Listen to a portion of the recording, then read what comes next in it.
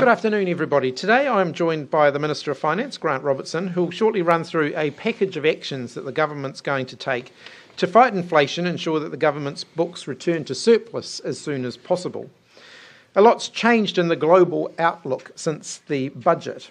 In the months since then, global economic growth has slowed as demand from China has softened and global milk prices have fallen. At the same time, world crude oil prices have jumped, adding to inflationary pressures here at home, resulting in the Reserve Bank indicating inflation could stay stickier for longer. While the fundamentals remain sound and it's clear the economic cycle that we're in will at some point come to an end, what's important now is that the government maintains our balanced and responsible fiscal approach to set our economy up for success. As a result, we're acting now to find additional savings on top of the $4 billion in savings that were identified in May's budget. While those actions in May were characterised by the Reserve Bank as more friend than foe when it comes to inflation, the recent forecasts are keeping pressure on the cost of living. So we're taking action now to take the heat out of the system and to support Kiwi households. The government's provided families and households with cost of living relief through a range of policies such as the winter energy payment, removing $5 prescription charges, making early childhood education cheaper, and making public transport either free or half price for young people. That's on one side of the coin. On the other side of the coin, we're making sure that the state does all that it can to fight inflation and to help keep interest rates down. We can do that by balancing the books and setting New Zealand well up for when the economy does bounce back.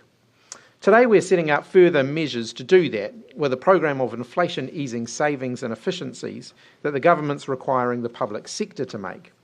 This will trim a further $4 billion from government spending and have the books back into surplus as soon as possible.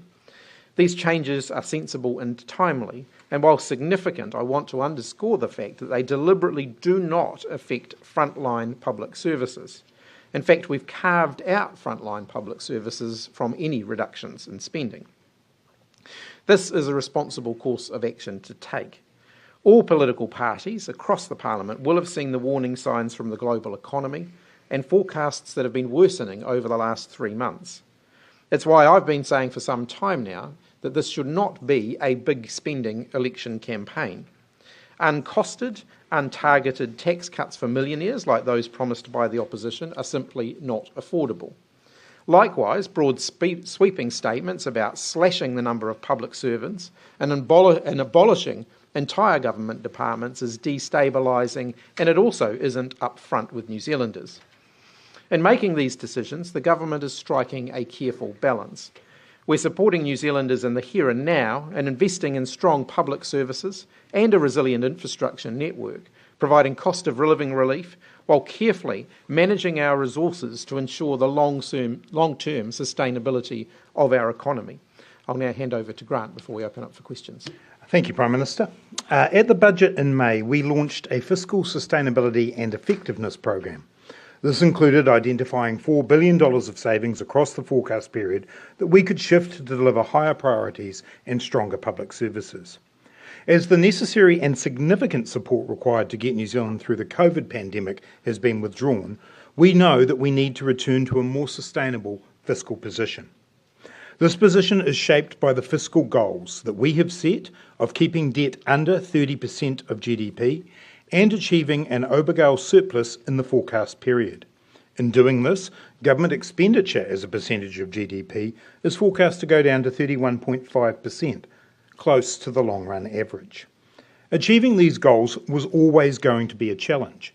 Even at Budget 2023, a surplus was not forecast to be possible in the next 2 years. A period of high inflation, while adding to government revenue, has also increased the costs of delivering the high-quality public services that New Zealand deserves. At the same time, deteriorating global economic conditions and the hangover of COVID impacts is putting pressure on government revenues. Since the forecast for the budget were finalised by the Treasury in April, we have seen further evidence of a global economic slowdown. Tax revenue in the published government accounts for the 11 months to the end of May was $2.2 billion below where it was forecast to be. Since then, the Chinese economy in particular has shown signs of strain, and overall global trade is expected to slow in the coming year. This, of course, affects New Zealand. Global dairy prices have continued to slide, and Fonterra has dropped its farmgate milk price forecast twice in a short period of time. All the while, the war in Ukraine and geopolitical tension between the US and China has continued. It is worth noting that in those same government accounts to the end of May, the government's spending is in line with forecast. It is the drop in revenue that is the issue. The deterioration of the economic picture has meant that we need to move swiftly to ensure that our fiscal goals are met and that we return to the sustainable economic position we need in a timely manner. The Fiscal Sustainability and Effectiveness Program will ensure that we do this in a balanced and responsible way. Some parts of this program are ongoing and somewhat technical. There will be ongoing funding reviews for agencies to understand the drivers of baseline expenditure and look for efficiencies. We've also changed the processes around what is called out-of-cycle expenditure, i.e. calls for spending outside of the normal budget cycle, where there will now be a higher bar for agreement. This type of work will keep a stronger ongoing control on expenditure. Today, I'm announcing a further set of actions that Cabinet has agreed to as part of the program. Firstly, immediate savings. I asked all ministers to look again at their agencies' work programs to identify savings that could be made immediately. This is focused on programs that do not require all of the funding that had been allocated, or where programs had not commenced, or could be phased, sequenced, or delayed. This exercise has netted more than $1 billion operating and $450 million capital savings across the 4-year forecast period. Secondly, limits on expenditure on consultants and contractors. The second component is a focus on the reduction of this expenditure. We are directing public agencies to cut back on spending on consultants and contractors to pre-COVID levels. This will equate to about an 18% reduction in spending on these services. The Public Service Commission's main contractor and consultant measure is operating expenditure as a proportion of workforce spend. After inheriting a spend of 13.4% in 2017-18, we reduced that to 10.4% in 2021, before it spiked, largely due to COVID-19 related expenditure, in 2021-22 at 14.6%. The government is committed to getting contractor and consultant spending to below 11% of public workforce spending, saving approximately $165 million per year. The third element is baseline savings. Thirdly, and driven in part by the reduction on spending on consultants and contractors. We have asked agencies to identify 1 or 2% of permanent savings that they can make in their budgets from Budget 2024 onwards. We have set clear parameters for this exercise. Frontline services and support payments are to be protected and excluded from the savings. Larger agencies are expected to find greater savings. This means that the exercise will apply to around 19% of the government's total spend, and this exercise will save approximately $1.4 billion over the 4-year forecast period. We recognise that this will be challenging for some agencies, but just as households and businesses need to cut their cloth to meet the circumstances they face, so does the government. I have asked ministers and chief executives to consult with the PSA and other relevant unions in this process. We often find that those who work in programs have the best idea of where efficiencies can be made. Looking ahead to future budgets, we are focused on having the resources we need to provide the critical public services that New Zealanders rely on, while balancing that against meeting our fiscal goals. In this context, we have reduced our budget allowances for budgets 25 and 26 by $250 million and $500 million respectively to be $3.25 billion and $3 billion. It is our judgment that as inflation reduces and economic growth increases, these levels of new spending will meet the cost pressures that exist and leave a small amount of room for new commitments. It will be tight, but it is important that we get the balance right. I want to be very clear that the level of savings that we have identified here go as far as we can do in good conscience to meet the balance and protect frontline services. Going further would start to undermine the investments in public services that have been made and those that are needed to support New Zealanders. Those who would propose deeper cuts to pay for tax cuts skewed towards higher earners will be placing in jeopardy the public services that New Zealanders rely upon. To make that clear, the National Party would need around $11 billion across the forecast period to pay for their tax cuts proposals above and beyond these savings. New Zealand was able to get through the pandemic with our economy and society in relatively good shape because we invested in our people and supported our businesses. We will keep doing that while striking the balance required to ensure that as a country as a whole, we have the strongest financial position possible to build on for future generations. Prime Minister. All right, we'll open up for questions, and we'll take questions around this announcement first, and then the Minister of Finance can leave us, and we'll deal with other issues of the day. You found $4 billion in savings. Does that show how much fat is in the system? No, what that shows is that we are committed to meeting our fiscal rules, that we're committed to protecting frontline services, but that we have set agencies a very clear task that within that 19% of expenditure, that they need to find either 1 or 2% of savings. In the immediate savings exercise that we're doing now, we've gone back to ministers and we've said, are there funds that you haven't used all of or you haven't got going yet? And we've put that together. So what that means is there's a balance across a number of different elements. This will be a challenge for people, but it's the right thing to do to get our books back into surplus. It's a bit cynical though, the week that the House rises, before you head out on an election campaign, you've magically found some savings in the government's books. Well, no, what we do is we deal with the circumstances that are in front of us. And bear in mind, we began this savings process at the budget. We announced that there would be an ongoing program of work. And so we've continued that program of work. We've also had to, I'll just finish this point, Jenna. We've also had to face up to the fact that the forecasts that the Treasury gave us, that we put the budget together on the basis of, already, when we got the first set of accounts after that, were just over $2 billion short in terms of revenue. The world is getting harder on top of that. It's the responsible thing to do to now say, we've got fiscal rules, I've committed myself, I've got a job to do to meet those, this is how we're going to do it. For instance, is the DHB baseline funding in here, $71 million. The DHBs have been defunct for a year, over a year now. Why have you magically found $71 million from them? So in that particular instance, that money, of course, got transferred through to Te Whatu Ora when it was created. We've been working with them on what exactly they need to be able to deliver the services and programs that they deliver. The $71 million. And this $71 million is because they have other ways of achieving the goals that money was put aside for. So the health system is fine and it doesn't need that 71. All frontline services in the health system are protected. Your remark in the press release about the surplus within the forecast period, obviously the forecast period changes depending on what year you're in. So what is it still forecast a surplus in 2026? That was the last one. Yeah. So obviously that gets updated at PREFU.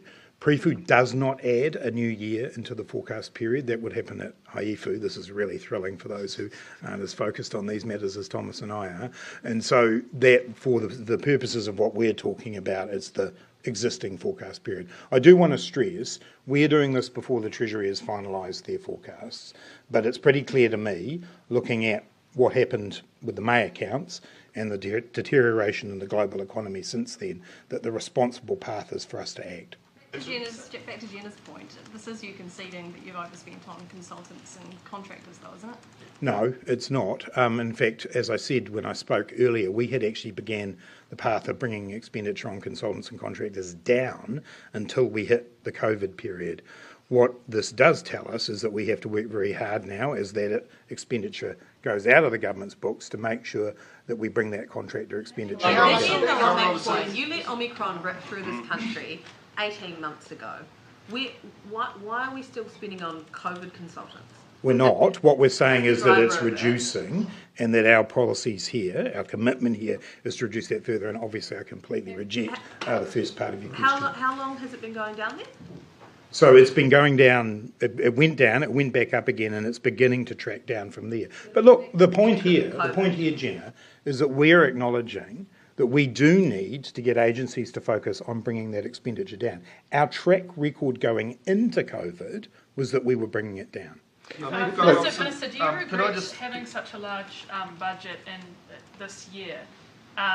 You say that you started that process of slimming things down, but the finances are still expansionary in the current year, so that's not entirely correct, is it?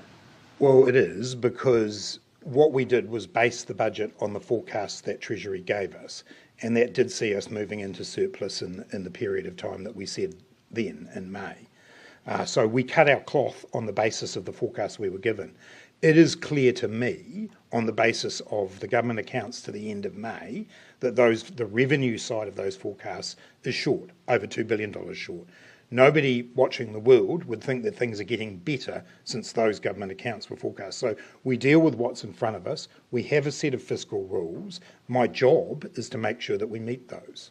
Sure, but at the budget, you committed to increasing the government's borrowing program by, I think it was 20 billion, just off the top of my head, more than what the economists thought. So it was actually a massive budget. Do you regret that? No, I don't, because among other things in that budget, we were dealing with the impacts of Cyclone Gabriel and the Auckland anniversary weekend floods. We did need to spend to make sure we dealt with that. We also targeted the cost of living measures that the Prime Minister put forward. But I just want to reiterate, we did that on the basis of a set of forecasts. It's quite clear to me that the revenue side of those forecasts is not going to be met. But the shortfall is about 2 billion, right? And you expanded the debt issuance program by about 20 billion more than everyone expected. So you still increased the spending by, a large amount. I don't think it correlates quite that way. The debt program obviously did have to expand in order to be able to meet what we do. Governments always issue bonds. That's how we fund ourselves in terms of debt. Every government does that. Yes, it did have to go up a little bit to meet some of those costs, but as I say, a lot of that was unavoidable around the cyclone. When that allegation Sorry, was Luke. made about the... just a lot of New Zealanders, I imagine, when they hear the word savings, might think that the overall amount that the government spending is reducing. But it's actually the case, right, that you are trying to crimp the increase, because in nominal terms, I mean, the budget's still going to go up, and you're trying to essentially reduce that a bit in order to help the revenue pressures. Is that right? Can you put that into... Yeah, I mean, obviously, in any given year, what the government needs to spend is what we need to spend, and that will increase. But clearly, what we're saying here is, in order to achieve those fiscal rules, keep debt under 30% of GDP and get a surplus in the forecast period, my judgment is we need to make these savings.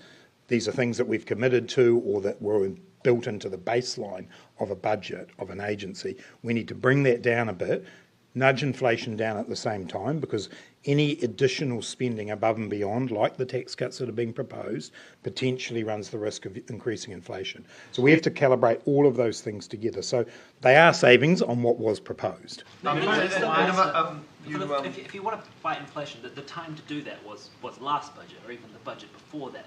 You're cutting spending from budgets in the future where hopefully inflation won't be such a problem.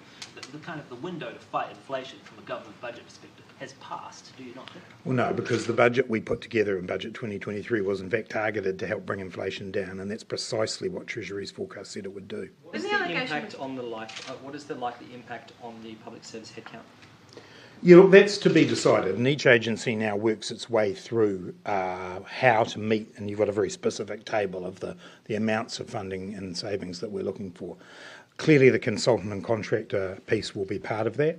There's also a lot of vacancies in the public service at the moment, and we're certainly asking agencies to work out whether or not they need to fill those. And as I mentioned before, we've asked chief executives to work with the PSA and other relevant unions to find efficiencies.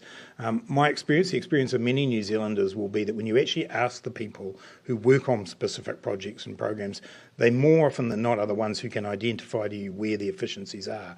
So there isn't a specific headcount target here. There is a dollar target, and chief executives and ministers will now work on that. Is it fair to say that thousands of public servants are about to lose their jobs? No, it's not fair to say that at all. You talk about the one of the things you're considering is the path to surplus. Obviously, you haven't seen the Treasury forecasts for the pre-fu. What does your gut tell you? What's your gut tell you on how the revenue is going to stack up compared to those surplus goals? Because I mean, it could look pretty brutal come a couple of weeks. Yeah, look, $2.2 billion short in the May accounts. As I've said, anyone looking at the world will be able to tell you that things have not been getting better. So we'll see where that lands. It's my judgment that what we're doing here today will enable us to meet those fiscal rules. Obviously, whether that judgment's correct or not, we find out at pre-fu. When that $20 billion allegation was made by Winston Peters et al., the other thing that was released at that time was that you had been driving public service bosses to lower savings by 2%. That was correct. Nicola Willis had that correct, didn't she? No, Winston Peters said 10%. Nicola Willis said 2. So be it. So she was correct. Well, you can see today that it's between 1 and 2%. We have been continuing to... You? What's that? Is the public service leaking against you?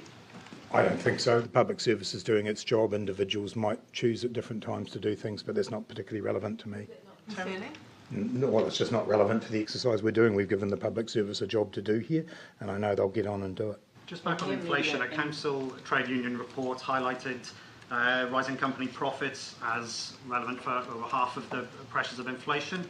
Are companies making too much money for that effect?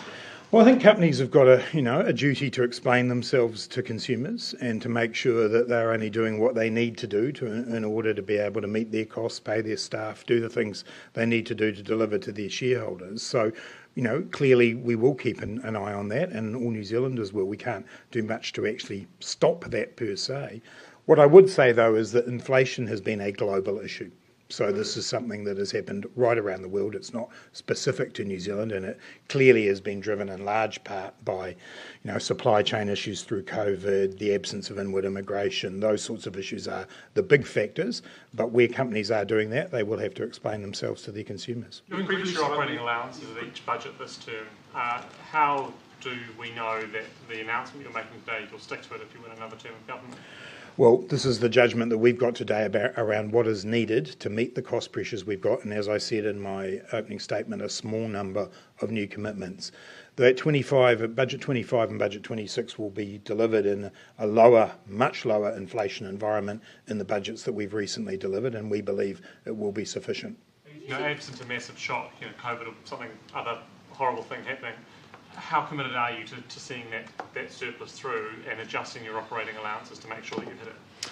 I'm committed to the fiscal rules that we've got. We've always tried to strike a balance here between making sure we're careful with the finances for the sake of future generations, but also delivering the public services that New Zealanders need.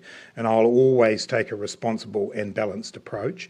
That's why this is not an environment where we should be seeing people promise big unfunded tax cuts that have cost more than $10 billion across this period. So I'm committed to that balanced approach. In the immediate savings list, 236 million, of that is from the Climate Emergency Response Fund. It should be ring-fenced for climate spending. That's how it normally is treated, but it's being sent back to the general coffers. Is that appropriate? You'll recall, Mark, that in Budget 2023 we topped up the Climate Emergency Response Fund from general taxation in order to be able to continue to deliver. So in this particular instance, I think it's appropriate that comes back to the centre, but we will continue to use that money in the future in the Climate Emergency Response Fund for emissions reduction and adaptation. There wasn't any indication at the time that money was a temporary loan that you'd have to cut policies later in order to pay it back to the general coffers. So, yeah. Look, we're still investing significant amounts of resources in emissions reductions through the Climate Emergency Response Fund. But in this particular instance, given that we did top the fund up, we think it's appropriate that this comes back to the centre. The fund is now $1 billion lower than where you thought it would be at IAFU. You took 800 million off the budget and now 200 million off today. Maybe you're spending money on climate, but you're reducing the amount of money you're planning to spend on it. Well, we've used what we had in the ETS revenues and we topped that up, and now a small amount of it is returning to the centre. Where that now goes in the future will be the subject of pre-fu. When you say that the National Party needs $11 billion on top of this to fund their tax cuts, what tax cuts are you including in that? How have you done that? Bracket creep and the interest deductibility. Prime Minister, in your introduction remarks, you said that this would help fight inflation.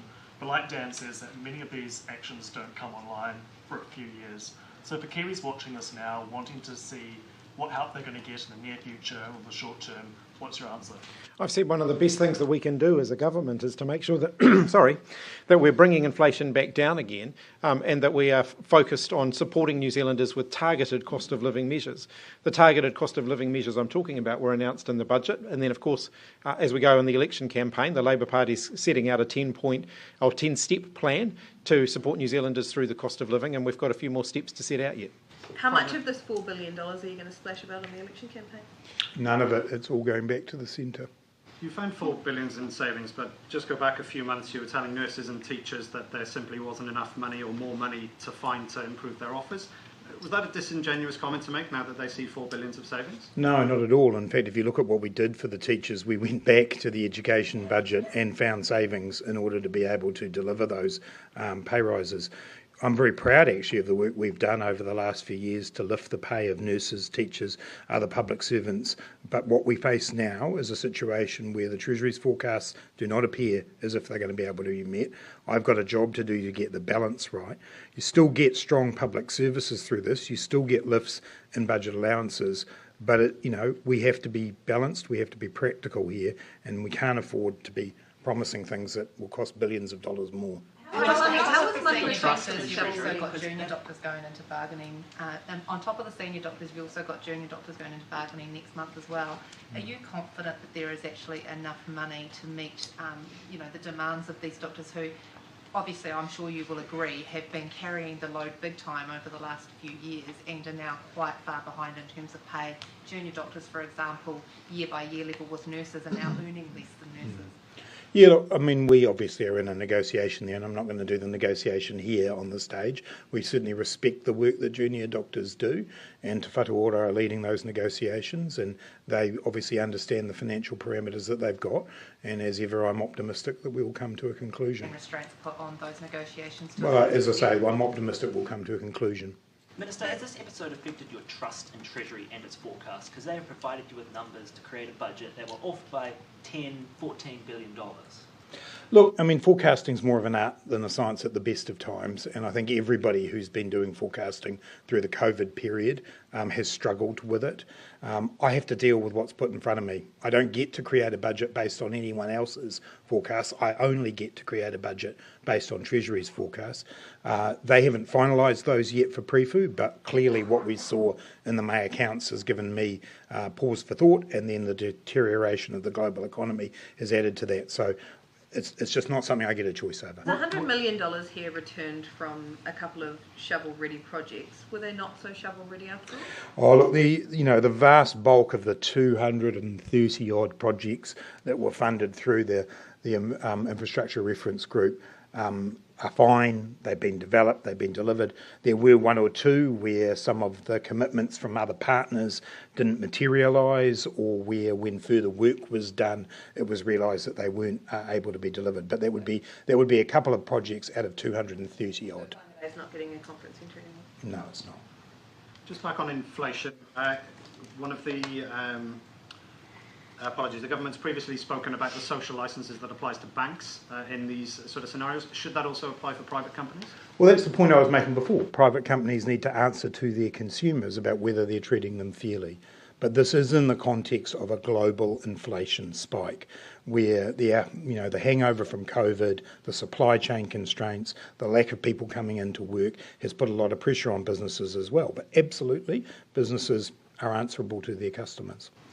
Any other questions for the Minister of Finance? And then we can move on to others. Go on then, Gina, and then Thomas. Quick follow-up to Luke's from earlier. How bad are your books going to look come September? Well, that is something that will be put out there in September. What I've done today is, by my best judgment, put us in a position to meet our fiscal rules. That is, to have a surplus in the forecast period and have debt under 30% of GDP.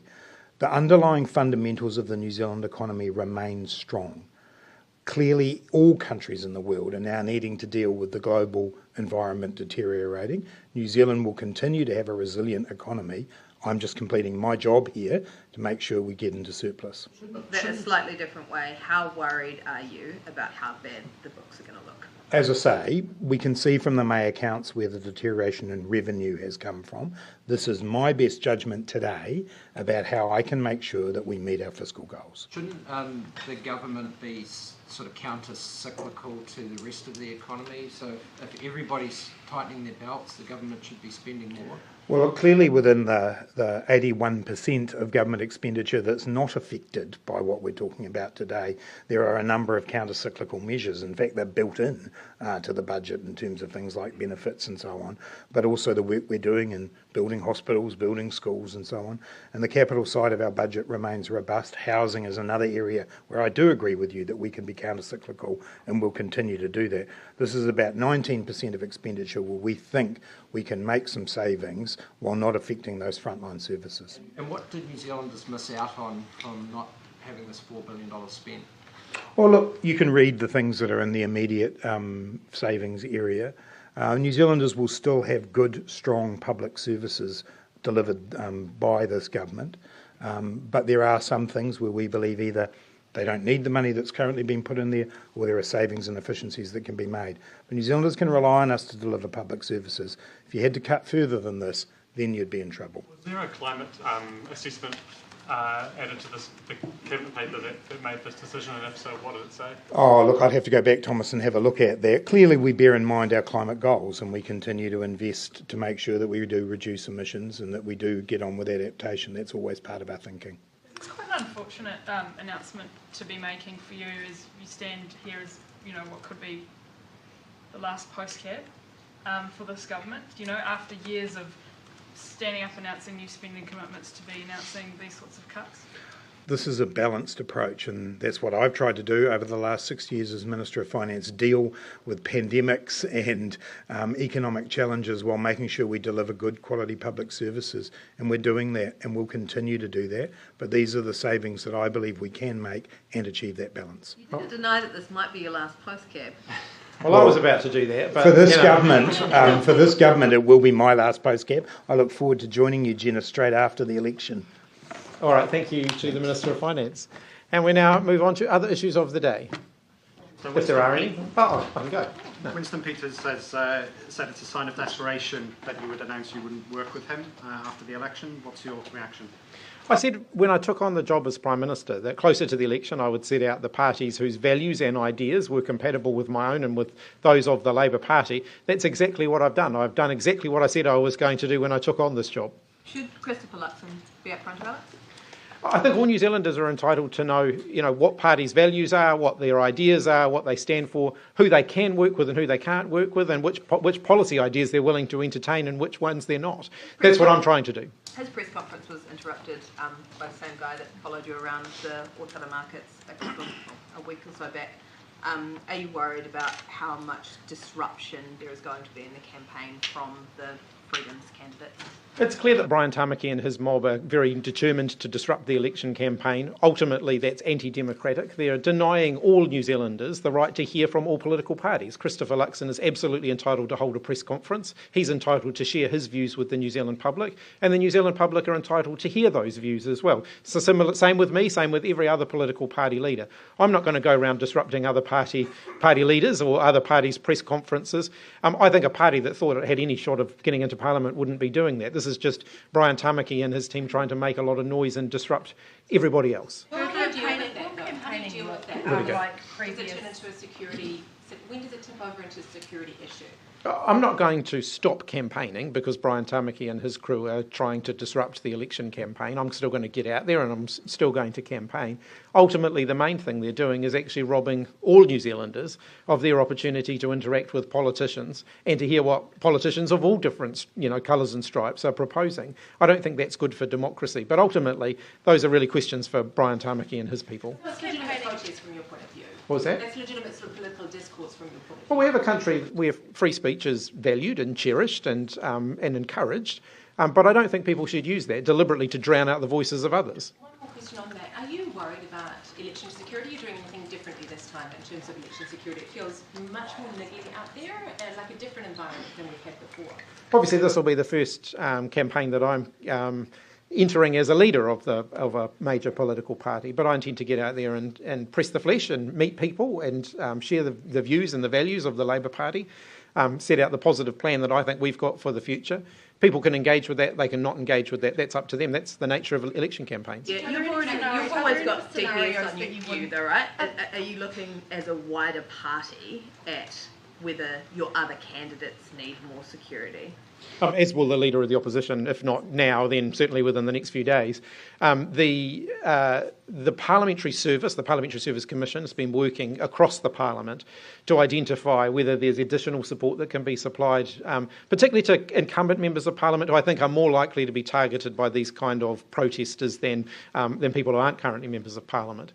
So there is additional support that can be drawn on if MPs feel that they are going into a situation that's more risky. Like cops or parliamentary security guards? There'll be coordination between the Parliamentary Service and the New Zealand Police as well to make sure that everybody's democratic rights are upheld.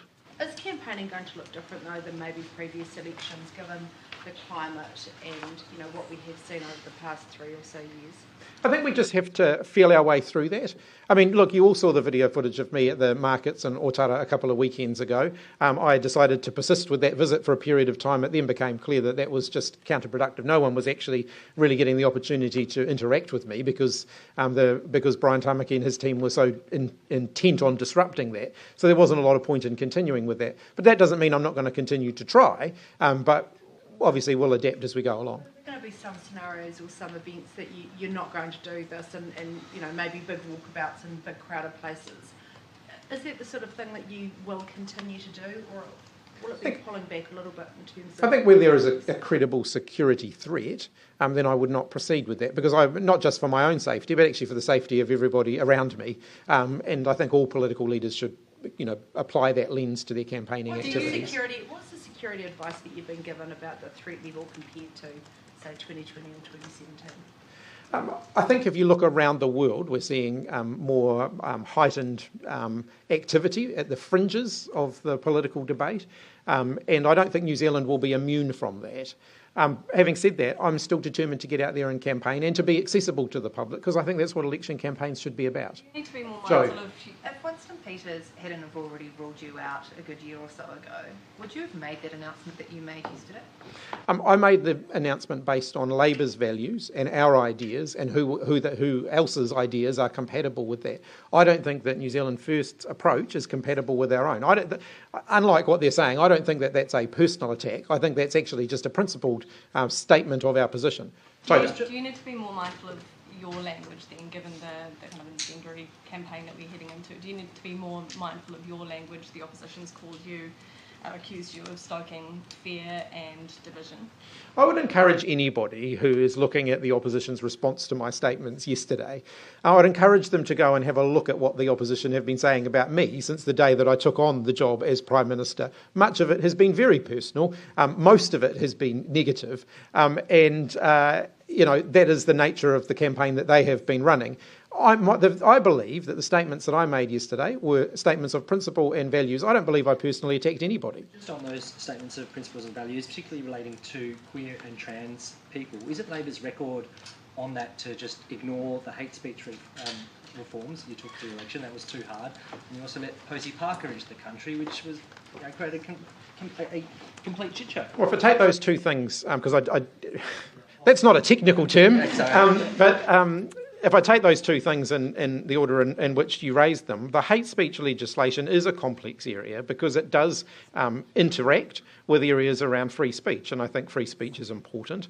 One of the reasons that we have asked the Law Commission to take over that piece of work is that we do want to try and find a basis on which parties in Parliament can come together and grapple with the very real issues that are being raised.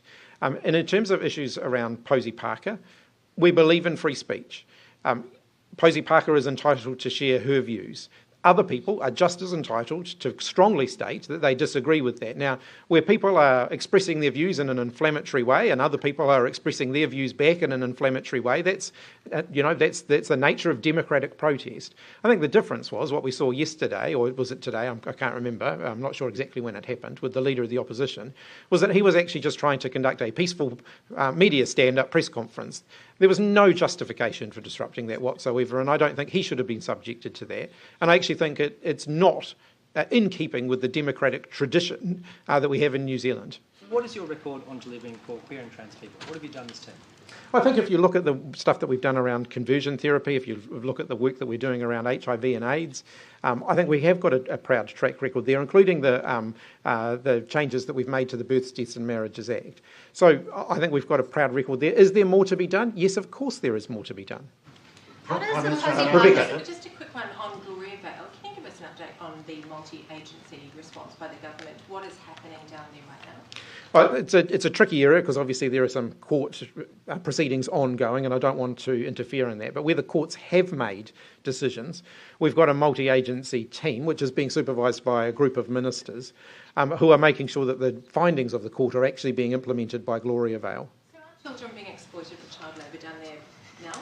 Well, the various ministries who are working with Gloriavale will be working to ensure that the rulings of the court are actually implemented. It is not acceptable for children to be exploited in the way that the court has found that they have been, and so we need to make sure that the court's rulings are actually being enforced. So a year later from that court's ruling, why can't you stand up there and tell us that children are not being exploited for child labour? Like I said, the agencies that we've got going in there, I haven't got the most recent update from them, but the agencies that we've got working on that issue have been making sure that the court's rulings are being implemented. Can you tell me that children are not being exploited right now? Well, I personally haven't gone to check, but certainly the agencies responsible are tasked with that job. Prime Minister, how does Posey Parker's return next month sort of play out, or how do you see that playing out in this sort of combustible environment, and what will your strategy be? As I've indicated, people have a right to free speech, and that includes Posey Parker as well. I don't agree with her views. I think she conveys them in a way that's deliberately inflammatory, and I don't think that's positive. I don't think that adds to the debate in any way that's useful or constructive. And I fully support the people who will oppose, who have indicated that they would oppose her views and express a contrary view. What's your reaction to the internal police report on the management of people on EM bail? And do you think it warrants a further review of how that works? Well, there are a number of reviews, obviously, that have been taking place following the tragic events in Auckland a few weeks ago, including police, including corrections, including a variety of other different investigations. Not all of those have yet been completed. But in terms of electronic mail, I do think electronic monitoring, I do think it is something that we need to monitor carefully. It has expanded. The use of electronic monitoring has expanded. The previous national government actually indicated that they wanted to see the use of electronic monitoring expand, and it has. That means that I think we should continue to keep it under review. We should continue to make sure that public safety is not being compromised by that, and I'll continue to do that. So is it your view that it's expanded too far? Like I said, I think we need to keep that under review. I think in terms of violent offenders, I think that's something that we do need to look closely at, and I certainly will do that. And on that report, obviously it was an internal report, not for external publication, but were you concerned, or are you worried by the concerns that were raised in that report? As I've indicated, I think where there's been a significant expansion of electronic monitoring, which there has been, and where concerns are raised about that, any responsible government would take those concerns seriously and make sure that they're looked at thoroughly, and we would absolutely do that. Do you think there's a firm... What is the likely last day at the podium for you in this parliamentary term? Has the last 8 months been everything you wanted it to be and more? Every day is different in this job, and certainly what I set out to do in the 8 months leading up to the election has been disrupted a few times along the way. Some of those events have been within the control of our team, and some of them have not been, certainly weather events and so on. I got sworn in as Prime Minister on the 25th of January, and we had the flooding on the 27th. So there wasn't a lot of time to kind of adjust to the role. We just had to get straight into doing it. It's been an enormous privilege. I'd really like to continue to do that. I would really like to have a full term standing here at the podium and leading the country, and I'll certainly be campaigning vigorously to do that. Is part of you thinking that some of this might be the last time of this and the last time of that? No, of course not. Yes. Prime Minister, another matter. Can I ask, what regrets do you have, if any, pushing so much legislation through under urgency at the last minute? All of the legislation is well signalled. So it is wrapping up legislation that has been working its way through the Parliament for some time. So if you look at things like resource management reform, water infrastructure reform, these are not exactly things that we're dropping into the Parliament at the last minute. This is legislation that's been working its way through quite a significant and considered process. But there was urgency on things like the water reforms, wasn't there? Yeah, largely that's to get additional parliamentary sitting hours so that we can get that through. Do you think this increases the risk of electoral flip-flop, which is something that the public quite often complain about? In what respect? Well, you pass it one day and then the next government passes it, repeals it, which is what Nationalists said they will do. So if it were done in a more considered way over 6 years, there might be less of that. That is a risk with democracy, that sometimes new governments change the policies of previous governments. That's one of the reasons why I'll be campaigning for a stable government and the continuation of this one. Are you going to be campaigning on any changes to fees-free tertiary education selection? I'm not setting out our tertiary education policies today. Students expect a policy around fees-free? As I said, I'm not setting that out today. To Joe's point, have Yeah. you not, in even a quiet moment today, considered that this might be your last time standing up at the podium? As I've indicated to you all the way along, I don't have a plan B. I'm very much focused on plan A. Prime Minister, you take quite a different tone from you in your speech. Has kindness gone on the policy bonfire? I think that the speech that I set out yesterday was a principled one. I've set out who we could and couldn't work with based on their values and the policies that they're putting before the electorate. I don't think there's anything personal about that. I think that that's principled, actually, and I think it's open and transparent. Prime Minister, just on... I'm sorry, just to follow up. So just back to the Posey Parker question. When someone as divisive as that comes to New Zealand, what do you see your role as being, especially in a campaign period? I think it's important that New Zealand maintains free speech, and that does include hearing from people who we strongly disagree with and whose views we may find abhorrent. I think it's important that we create an environment where people can strongly contest that and can strongly disagree with that and can be respected in the process of doing that. And that is certainly my goal as Prime Minister. Is Immigration New Zealand looking at her visa status again on the way in? Is she being considered as an excluded person again? Are they doing that assessment? I would not expect so. Acknowledging that you've only been responsible for the past 8 months of the government, are you satisfied with the pace of the hate speech reform? The review was initiated on March 15, 2019. We're going to hit the 5-year anniversary with no legislation in Parliament. We're probably going to hit the 6 and 7-year anniversary with no legislation in Parliament. Is that fast enough for you? I think in issues around hate speech, where different rights come into conflict, I think it's important that the Parliament proceed with caution. It was very clear that that was going to become a very hot and contentious issue in which the people that the law change was designed to support could actually find themselves on the receiving end of some pretty intense debate. And I didn't think that that was necessarily going to be good for those communities. So I think just stepping back a little bit and taking some more time is the responsible thing to do. Would I like to progress faster? Of course, but I'm not going to progress fast if that means alienating a whole lot of people and making other people subject to a whole lot of abuse which they don't deserve. Just on the Warriors, just a slight change of subject. Would you support giving them a parade if they won the grand final? Yes. Well, let's just wait and see. And so if you can settle a debate for us, what should be the official support line for the Warriors? Is it up the wires or is it let's go on Warriors? I'm quite comfortable with either. Which one do you prefer? Surely you must have a preference. Well, it's a bit of a controversial topic. You're asking me to pick sides here. I'd probably go with up the wires. Right, and so Mr. Luxon said today he's firmly in the up the wires camp. Yeah. So if they make the grand final, would you be open to participating in a video, you two side by side saying up the wires? Why not? Very good. Thanks very much, everybody.